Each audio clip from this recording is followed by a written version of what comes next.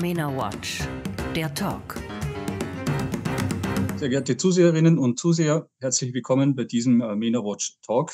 Es ist uns heute eine große Freude, wieder Rabbi Abraham Cooper vom Simon Wiesenthal Center in Los Angeles zu Gast zu haben.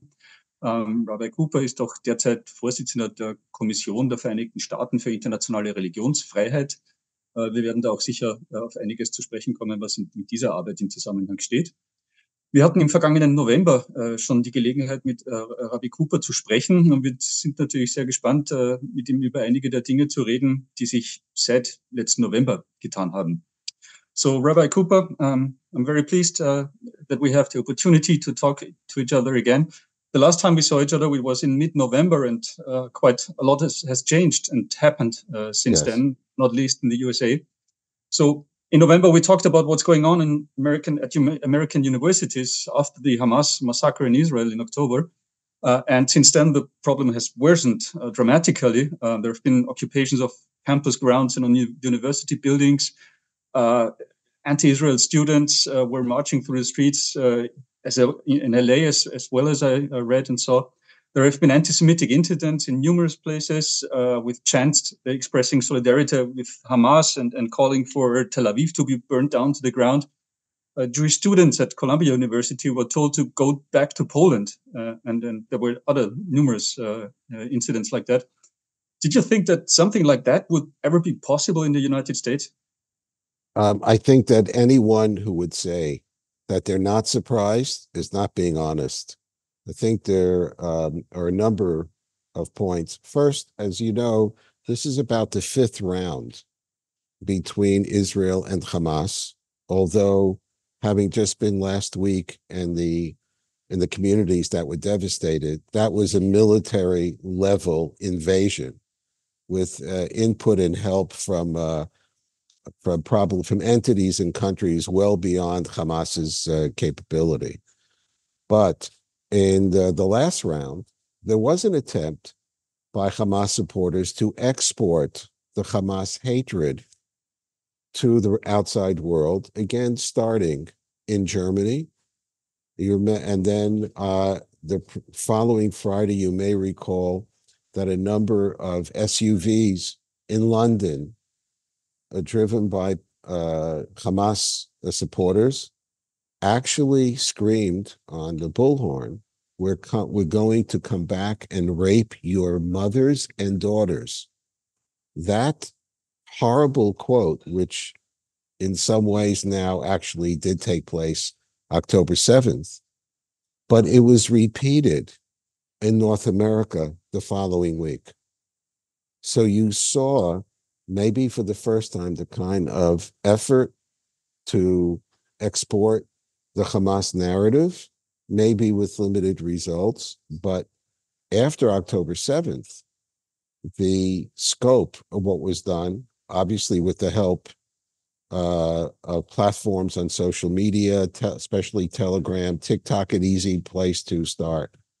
The ferocity and the speed with which this hatred not only was transmitted, but was embraced and promoted was really shocking. The next shock to the system was the general failure of university presidents and administrators to intervene. From the point of view of the Jewish communities in the United States and in Canada, it wasn't really an issue because this was no longer a debate about two-state solution where the borders will be, is East Jerusalem going to be Palestinian, etc. It's all gone. Wake up one morning and there's no debate about a two-state solution. They want it all, from the river to the sea, openly, aggressive, sometimes not only intimidation and bullying, not only violence and destroying university property, but bullying and intimidation and sometimes violence against Jewish students and threats against others. And by the way, which has also spread into the business communities, where we get calls now from people who are accomplished, who are in corporation settings, and who find themselves targeted by anti-Semitism with little or no responsiveness on the part of the corporate structure. So we have a huge problem which was not anticipated, and there are many moving parts to this, and maybe after that we'll take the next question. What we do now know, largely through the work of ISCAP, Dr. Charles Small and his team, they have been investigating, I think for at least 2 years, the specifics of the $4 billion investment of Qatar into elite universities in the United States. Cornell, for example, alone got north of $1 million, millions of dollars. That piece of the equation was not known. Of course, we knew of investments by, Saudi Arabia, even the UAE, but there are also other countries. There's Turkey, there's China, but that the Qatar, which had masked a lot of its more insidious behavior behind the image of some sort of honest broker, actually was a main player in planting the seeds and setting the stage for a silent reaction on the part of the universities to what was coming down. And that was another devastation. I think one other point, especially as we're talking about a think tank, we talk about watching the university presidents, or even more recently, you had more hearings in the U.S. Congress, let's say, in which the head of the City University of New York and other schools, including elementary school systems in Oakland, California. You see the spread of this. And when we watched the reaction of the MIT and Columbia and Harvard presidents, the mouths that were moving were presidents of elite universities. The words were written by lawyers. And I don't know about Europe, but I can say the following about the situation in the United States. We don't need lawyers. We need leadership. Many of the universities have either lost or abandoned their moral GPS. And this is a time, if you want to talk about learning lessons from the Holocaust and the Wannsee Conference and all the rest, this is a time when universities need moral leadership. We need people with some courage to take currently unpopular steps in order to reclaim their right to be called an elite institution of higher learning. Taking unpopular steps certainly included clearing the university grounds of these occupiers. I guess, as far as we hear from you, that's the right decision by them to take, from your point of view, I guess. Well, what do you say of those people? What do you say of those people who say that there's freedom of expression at stake here? There are a couple of points. First of all, complete nonsense.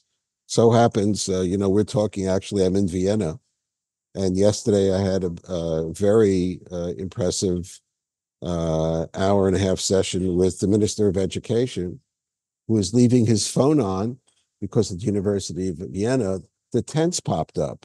So things quiet down in Amsterdam. Before Amsterdam, they quieted down a little bit in the West Coast. And you see this campaign somewhere being sort of manipulated in order to keep it going and to test the grounds in different locations. Look, when it's public property, it's relatively simple. The police can come in. There are rules about access for students. There's a contract between a student, usually a parent who pays $90,000 US a year in order for a student to be able to get an education. So when it's in the state school, then the university anyway has limited rights to say what should or should not be done in a public domain.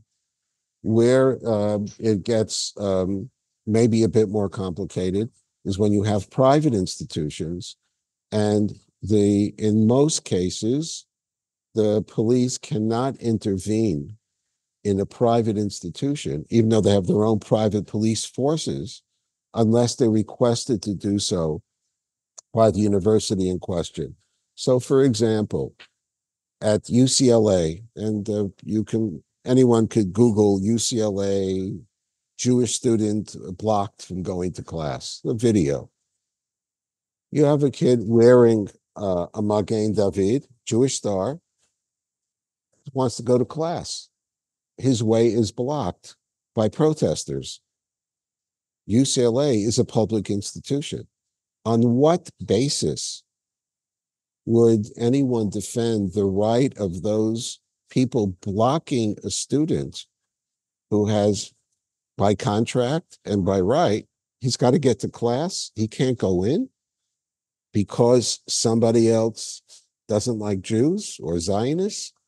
That there is really no leg to stand on. And more than that, I remember some months ago, probably back in November, maybe right after we spoke, what happened in MIT, which has now been repeated in some other locations, in which protesters created a human chain to block Jewish students from going to class at MIT. And you know what the police, their campus police said?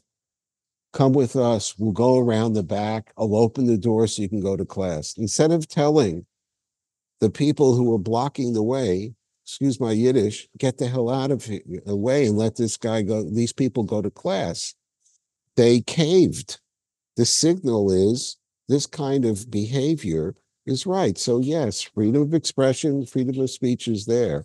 But when it's so blatantly obvious that that kind of intervention is you're asserting rights that are based on robbing the other person of their rights. I'm not a lawyer, but I think whatever the legal system would be, there's not really a lot either ethically or legally to stand on. You mentioned leadership and the need for leadership. That brings me to, of course, the one who is, well, certainly most representative of leadership at the moment, US-President Joe Biden. And let's move on from the universities to the bigger picture. Biden has announced recently that he will no longer send military supplies to Israel, supplies that could be used in an offensive against the last Hamas battalions in Rafah.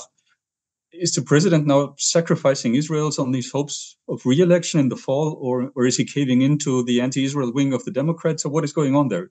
Yes, is this a prudent decision by the president to do?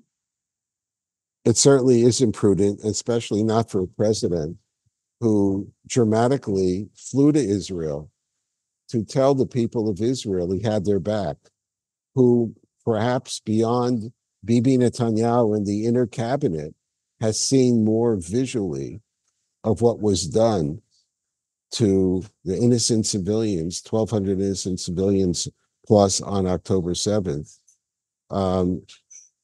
Frankly, it's not a coherent policy, but we are moving on to the realpolitik.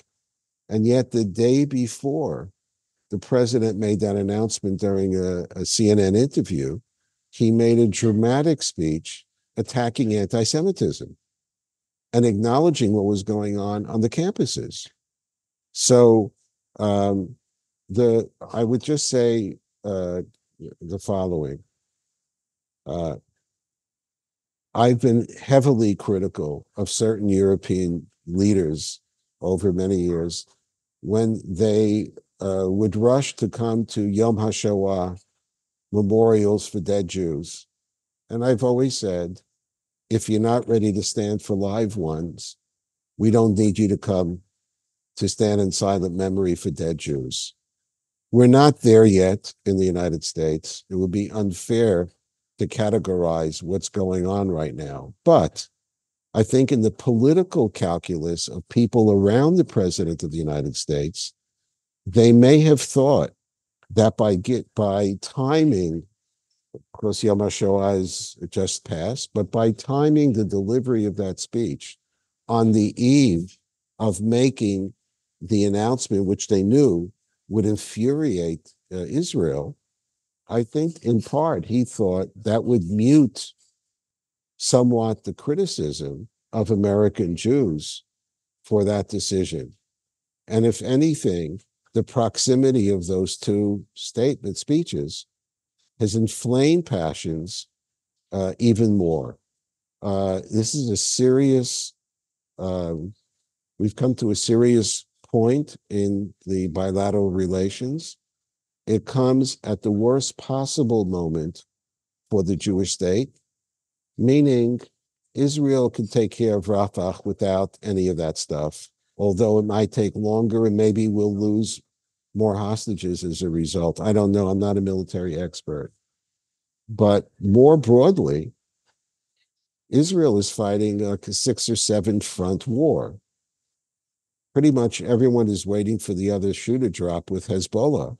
And God forbid if that happens, southern Lebanon and northern Israel will be decimated. It would be horrific, a horrific war. And it would also bring the possibility of direct intervention in Iran. Possible. And then we have the Houthis and, what's going on in the West Bank and the noises out of Jordan, et cetera, et cetera. It's the worst possible signal that makes all of the wrong players in the Middle East very happy. So you might say that Joe Biden is in a trap of his own making. We're trying to balance things that are not really, frankly, can't be balanced. And Prime Minister Netanyahu is involved in a trap not of his making, but on the one hand, the deepest desire on the part of the Jewish people, and led by the state of Israel and the people of Israel, to free the remaining hostages and to recover the remains of those who were killed, those who were taken back into Gaza. I'm very close with the father of one of a 19-year-old soldier who Israel thought the 2 of the people in his tank were taken alive into Gaza, and only 2 weeks ago learned that their sons had died in Israel, but their remains are there. And I was involved for some time in trying to help the family of Hadar Golden, an Israeli soldier who was killed and whose body was taken back to Gaza, I think almost a decade ago. They're still holding it. So you've got this profound challenge to try to get home the hostages who are still alive. And at the same time, for anyone who knows the details of what happened on the 7th, when Prime Minister Netanyahu looked straight into the camera, I think it was the next day, and said, and we're going to kill every last one of them. He's the first Israeli leader to ever say anything like that. Not during the 6-Day War, not when the surprise attack of the Yom Kippur War, never. But when you realize that you're talking about the equivalent of 10 9/11s happening in the course of one day, when you're talking about the murder of 300 plus women, rape and murder, dismemberment, the sexual violence against them, the world, you can't even say the world has forgotten about the women, because the United Nations, with the exception of one brave person, been completely silent on this issue. When you have the special rapporteur on violence against women and girls, I think the initial reaction was, well, we don't know for sure if it really happened. That silence leads to denial, and denial is a weapon. And where Hamas learned how to take denial into a weapon, they learned it, I think, from the Iranians, because the Iranians insist that the Shoah never happened, despite all the evidence, the mountains of evidence. They simply, that state policy, they weaponize all of their, the cultural ministry and their media releases and their major personnel to deny the Shoah, to denigrate the victims. What you learn from there is, if you can deny the Holocaust, you can deny anything. And there is the continuum there between the Shoah and what happened on October 7th.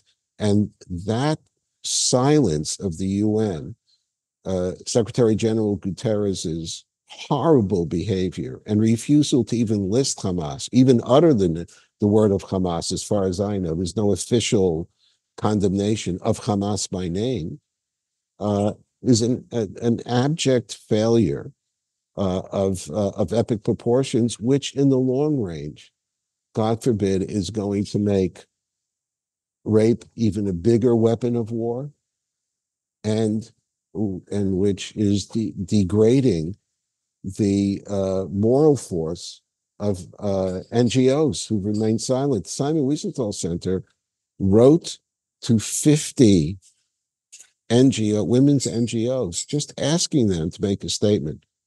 We received 0 responses. Yeah.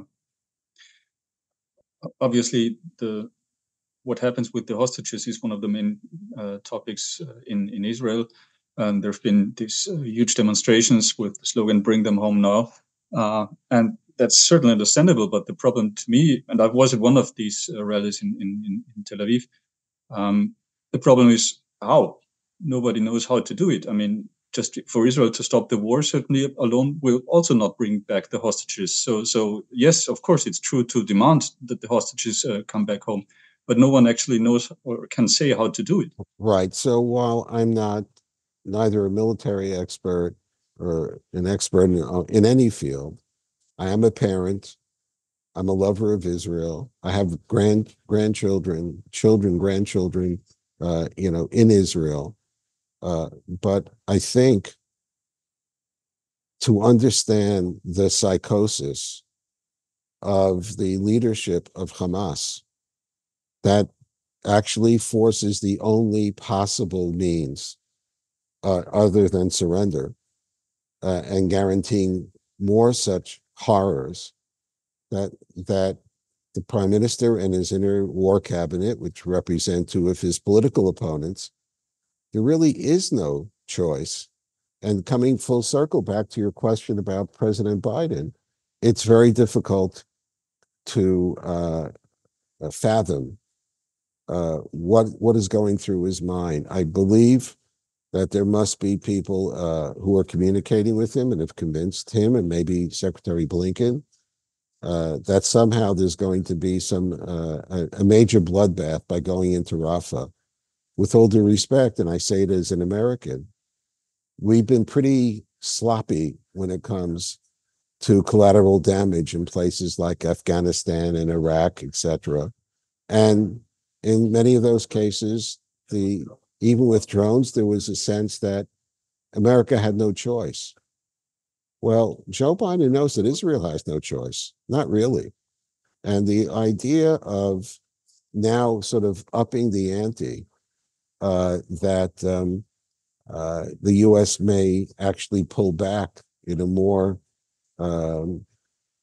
fundamental way from its military alliance and relationship with Israel, is a very, very serious moment indeed. And I think at the end of the day, from a political standpoint, it's stupid, because the people who support Hamas and hate Israel, whatever he does will never be enough. And for one of the strongest bases of support he has historically, the Democratic Party has historically, the American Jewish community, in terms of money and support and votes, because Jews vote in the United States, there is a level of fury and sort of an incredulity is like, what's going on here? Why, at the end of this announcement, are they cheering in Tehran? Why are essentially saying, this may give a lifeline to Hamas, the people who are holding our loved ones underground for 7 months? Like, it doesn't make any sense. And frankly, because of previous decisions made by the administration going back to the evacuation of Afghanistan, if you speak to the experts around the world in the military domain, they can't point to any quote unquote, victory for this administration. I don't say it with any glee. I say it with great sorrow. So right now, it's still sort of in no man's land in terms of political machinations. Just if you look up, if you viewers look up, Google Senator Fetterman, Fetterman from Pennsylvania. He is a loyal, classic Democrat. When you see what he's saying on X every day and what he has told protesters who've come to his office, it's just really very basic. Hamas can have a ceasefire yesterday, just has to lay down its arms. This could all be over yesterday. And yet you have the squad and you have much of the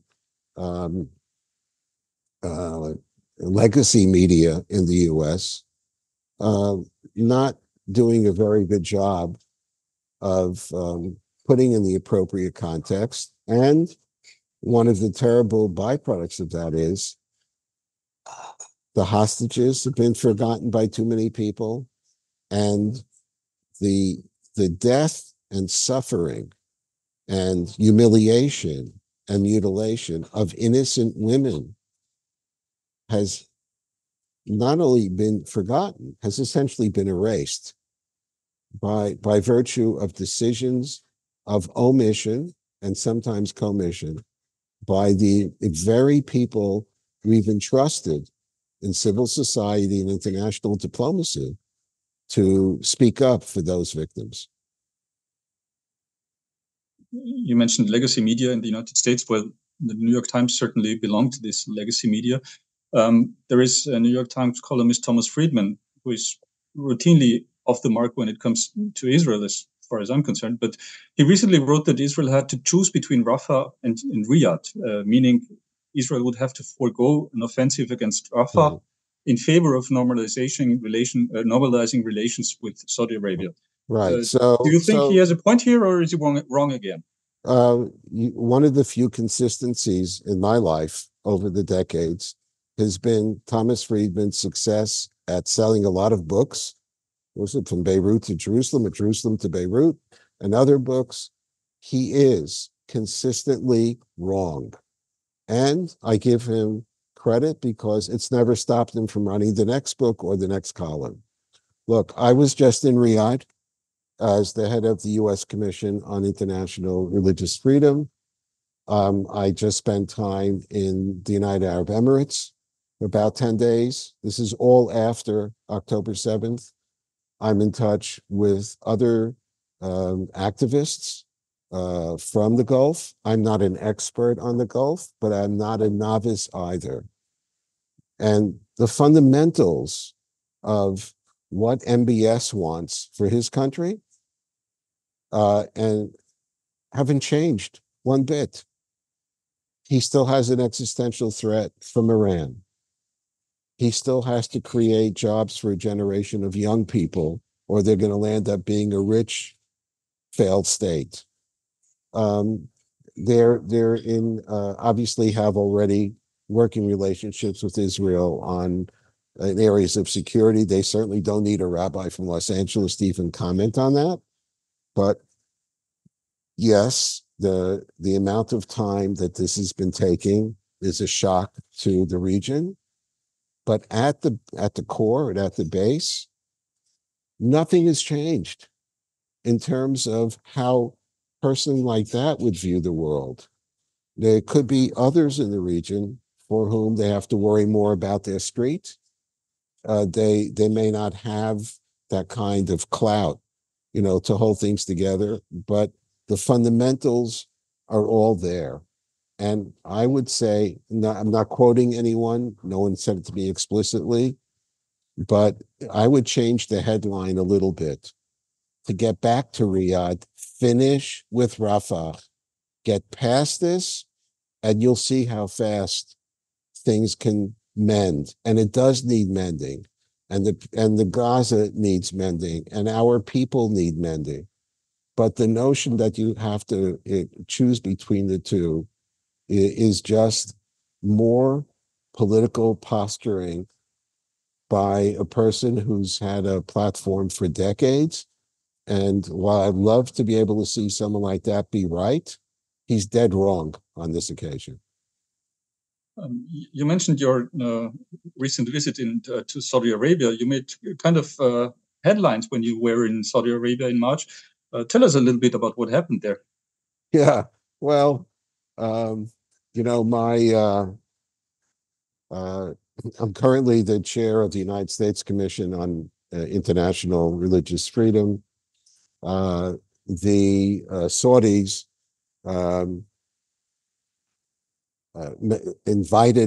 approved a visit by the commission. They insisted that only the top two people come.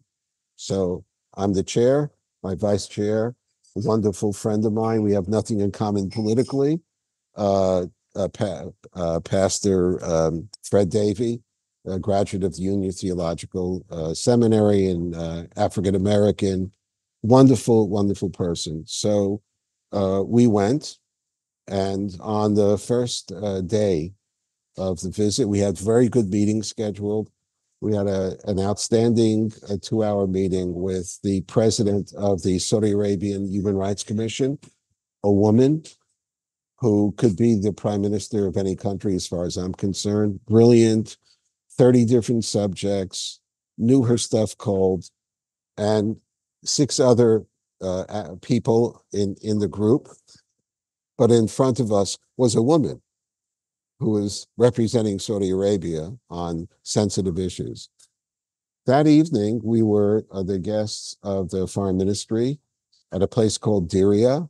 It's a UNESCO site, sort of like showing the ancient Riyadh and etc. Lovely place. And we saw some films historically about the region. And about, I would say, 20 or 25% through the tour, I was told I had a phone call. I was told that, Rabbi, we have laws in Saudi Arabia, and we don't care what you do in private, but in public, you cannot show any religious symbol except the Islamic symbols. So please take off your kippah. So my reaction was, well, it's like asking a Saudi woman to remove her hijab. It's not a political statement. This is who I am. I'm a rabbi. And I said, besides, 50 years ago, I spent a month in the Soviet Union. I didn't take it off for them, and I'm sure not taking it off for you. But are you really sure that you want me to take it off? Because I'm the head of a U.S. government delegation that's here to investigate and report on religious freedom. So he checked, called me back 10 minutes later and said, you either take off your kippah, you have to leave. If you don't leave, you'll be escorted out. And so at which point I said, I'm leaving, but I'm also leaving because I can't do my job here.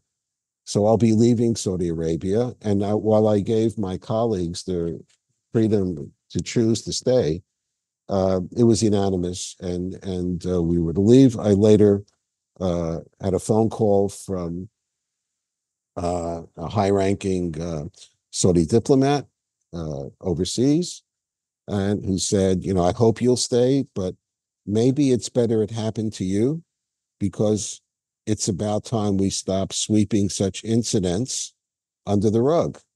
So what I understood from that 90 seconds was that, number one, the call that I got wasn't instigated from MBS or anyone associated with him. I think it reflected people who are just shocked by the kinds of changes that are going on, especially with the women, and et cetera, et cetera. And so I'm not the first person to say no. I'm not the first person to be asked, but I may be the first person who said no. And I asked the various Saudis who I would speak to before I left, you're talking about 2030, there's a new Saudi Arabia, et cetera. I said, well, what kind of Saudi Arabia are you going to market? If you want Christian and Jewish tourists to come, you're going to ask a tourist who's wearing a cross around her neck that she has to hide it, or to tell Orthodox Jews from New York, put on your Mets cap so that everybody will know you're an Orthodox Jew from New York, but you're wearing a cap and not a kippah. I said, in 2030, I'll be, if I'm alive, 80 years old. I don't have time for that. So, and I think that's really the role of NGOs like the Simon Wiesenthal Center. Business people don't need anybody. They're making their own deals. The people who are involved, the governments who are involved in security issues, they don't need NGOs. Where NGOs could make a difference is in normalizing the interchange between individuals and cultures and faith leaders and communities. When you could do that, as the UAE has, for as an example, that gives a much stronger base for normalization and real peace. I think we can come to an end on that. Rabbi Cooper, thank you very much for taking, again, so much time to talk to us. It was a pleasure as always. And I hope we'll get the opportunity to repeat speaking to others in the near future. Thank you very much. All the best. Eine Produktion von Mena-Watch, dem unabhängigen Nahost-Think Tank. Auf unserer Website finden Sie täglich aktuelle Informationen und Analysen. Besuchen Sie uns.